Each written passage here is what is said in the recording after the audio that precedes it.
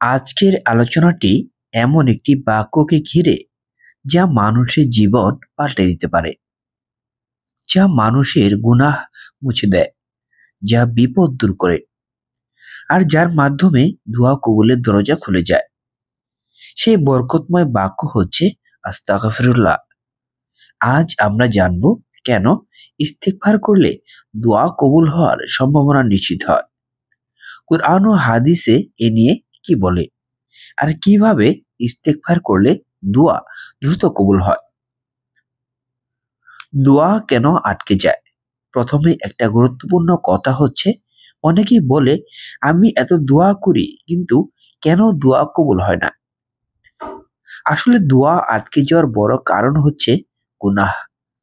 যেমন একটি কাচের গ্লাসে যদি ময়লা ভরা থাকে, আপনি যতই বিশুদ্ধ পানি ঢালুন তা কাজ করবে না। তেমনি গুনাহে ভরা হৃদয়ে দোয়া জমা হয় না। হৃদয় পরিশুদ্ধ হলে দোয়া সোজা উঠে যায় আসমানের দিকে। আর হৃদয় পরিশুদ্ধ করার সবচেয়ে দ্রুত উপায় হলো ইস্তেগফার। কুরআন কি বলে? কুরআনে আল্লাহ তাআলা বারবার বলেছেন, ইস্তেগফার করো, আমি তোমাদের দোয়া কবুল করব। সূরা হুদ ৩-এ আল্লাহ বলেন, তোমরা তোমাদের প্রভুর কাছে ক্ষমা চাইবে, সে তোমাদের উপর আকাশ থেকে বরকত বর্ষণ করবে। আরেক জায়গায় বলেছেন, তোমরা আমার কাছে ক্ষমা চাও, আমি তোমাদের গুনাহ মাফ করব এবং তোমাদের দোয়া কবুল করব। অর্থাৎ গুনাহ মাফ, দোয়া কবুল ইকুয়াল হচ্ছে ইস্তেগফার। হাদিসের স্পষ্ট প্রমাণ, রাসূল সাল্লাল্লাহু আলাইহি সাল্লাম বলেছেন, যে ব্যক্তি নিয়মিত ইস্তেগফার করবে, আল্লাহ তাকে প্রত্যেক দুশ্চিন্তা থেকে মুক্তি দেবেন, প্রত্যেক সংকট থেকে রাস্তা করে দেবেন এবং তাকে অকল্পনীয় জায়গা থেকে রিজিক দেবেন। আবু দাউদ। এখানে লক্ষ্য করুন, প্রথম দুশ্চিন্তা দূর, দ্বিতীয় সমস্যার সমাধান, তৃতীয় রিজিক বৃদ্ধি। এই তিনটি কেন ঘটে? কারণ যার গুনাহ মাফ হচ্ছে তার দোয়া আটকে থাকার কোনো কারণই থাকে না।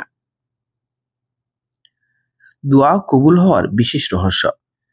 দোয়া কবুল হতে হলে তিনটি জিনিস লাগে। এক, পরিশুদ্ধ হৃদয়। দুই, আল্লাহর নিকটত্ব। তিন, গুনাহের দূরত্ব। ইস্তেগফার এই তিনটি একসাথে পূরণ করে দেয়। একটু ভাবুন, আপনি যখন বলেন আস্তাগফিরুল্লাহ, ঠিক সেই মুহূর্তে আপনি আল্লাহকে স্বীকার করছেন, তার সামনে বিনয় দেখাচ্ছেন, আপনার ভুলের স্বীকারোক্তি করছেন। আর এই বিনয়ই আল্লাহর দরবারে সবচেয়ে পছন্দনীয়। আর আল্লাহ বলেছেন, আমি বিনয়ীদের দোয়া কখনো ফিরিয়ে দিই না। এই কারণেই ইস্তেগফার দোয়া কবুলের চাবিকাঠি। বাস্তব উদাহরণ হচ্ছে, এক যুবকের জীবন বদলে গেল।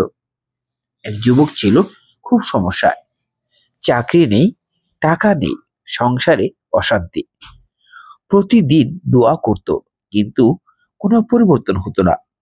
একদিন এক আলেম তাকে বললেন, দোয়ার আগে প্রতিদিন ১০০ বার ইস্তেগফার করো। সে নিয়মিত শুরু করলো।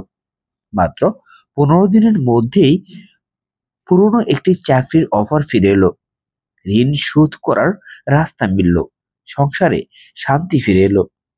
সে নিজেই বলেছিল, আমার দোয়া আল্লাহ কবুল করেছিলেন যেদিন আমি গুনাহ থেকে তাওবা করেছি। ইস্তেগফার কিভাবে দোয়া কবুল করায়? এক, গুনাহ মুছে দেয়। গুনাহ দোয়ার পথে দেয়াল তৈরি করে, ইস্তেগফার দেয়াল ভেঙে দেয়। দুই, দোয়া আরো জোরালো হয়। একজন পাপী খাদেমের দোয়া আর একজন তাওবাকারীর দোয়া কখনো একরকম হয় না। তিন, রহমতের দরজা খুলে। ইস্তেগফার মানে আল্লাহর রহমতকে ডাক দেওয়া। রহমত এলে দোয়া অপূর্ণ থাকে না। দোয়া কবুল হওয়ার জন্য ইস্তেগফারের সহজ আমল। দোয়ার আগে শুধু বলুন ৭০ বার আস্তাগফিরুল্লাহ, তারপর আপনার দোয়া করুন, দেখবেন দোয়ার ওজন পুরোপুরি বদলে গেছে। অথবা সকাল সন্ধ্যা ১০০ বার আস্তাগফিরুল্লাহ, এটি হলো রাসূল সাল্লাল্লাহু আলাইহি সাল্লামের সুন্নাহ। দোয়া করার সময় আল্লাহকে বলুন, হে আল্লাহ, আমি গুনাহ করেছি, তুমি ক্ষমা করো। আমি ক্ষমা চেয়েছি, তুমি আমার দোয়া কবুল করো।